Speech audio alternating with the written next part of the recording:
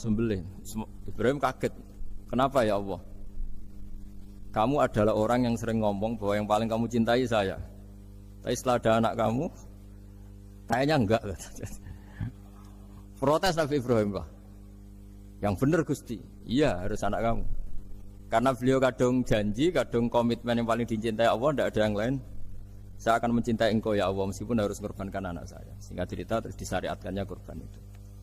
Ketika Nabi Ibrahim berkomitmen melaksanakan perintah itu, Ismail juga mau nurut, bersama Allah diganti oleh hewan kurban yang bernama kambing.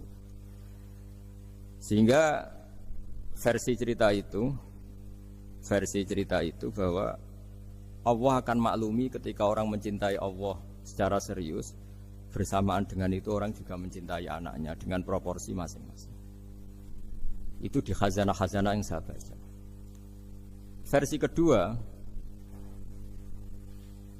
tapi ini nanti nggak perlu dipertanyakan. Nanti kalau UGM tanya, itu versi yang paling baik, yang paling benar gimana? Yang tanya juga bid'ah, yang jawab juga bid'ah nanti.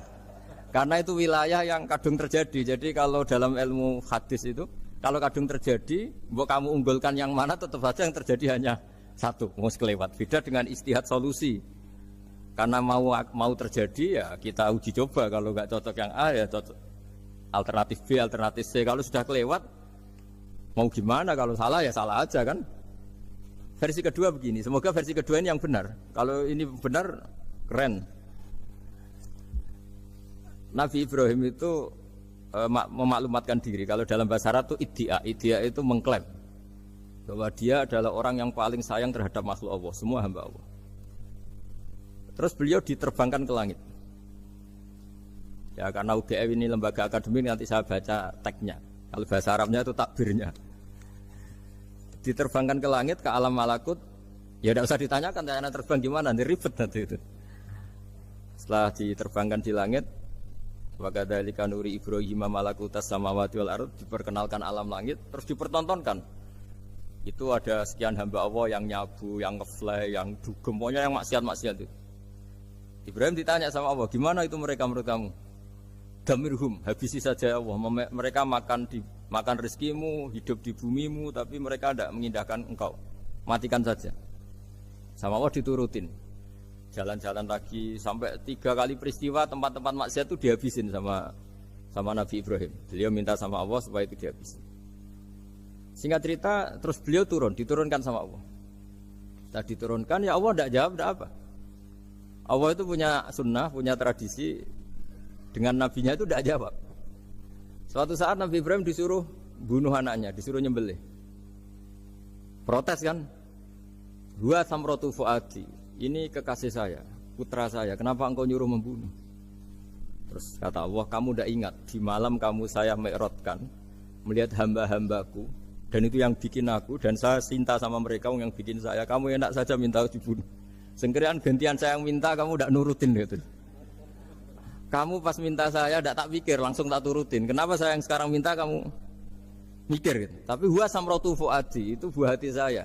Dan memangnya makhluk-makhluk itu makhluk siapa? Saya yang bikin. Kamu enak saja nyuruh bunuh. Nah semenjak itu jadi kearifan kita. Makanya Mbak Ova ini kalau guyonan di dunia kiai, kalau ada majikan bentak pembantunya yang salah meletakkan piring atau gelas, pasti cara berpikir mesti pembantunya ada cantik. Karena kalau salah tok kok dia cantik, itu mesti mikir. Enggak bisa orang bentak orang cantik gitu. Jadi sama, misalnya saya janjian sama Gus Fikar. Janjian, Gus datang hari Senin gini-gini, ternyata beliau enggak datang. Kalau saya enggak punya utang, enggak atasan saya pasti marah. Sudah janji kok gini-gini. Saya bisa marah itu sebetulnya sebabnya itu 2. Saya kecewa dan dia enggak punya jasa.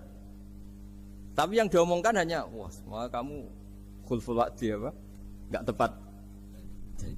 Coba kalau ini atasan saya jadi dosen karena beliau misalnya. Saya punya utang beliau. Mbok nyulayani janji apa kan? Nggih mboten napa-napa ya. Sama. Ada majikan mencintai pembantunya karena sangat cantik. Mana ndak mencahno piring.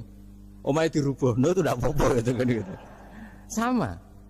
Makanya ada guyonan di dunia kiai itu, ada anak perempuan kan nggak lazim ya perempuan pakai GL Pro kalau dulu, mungkin sekarang pakai Ninja.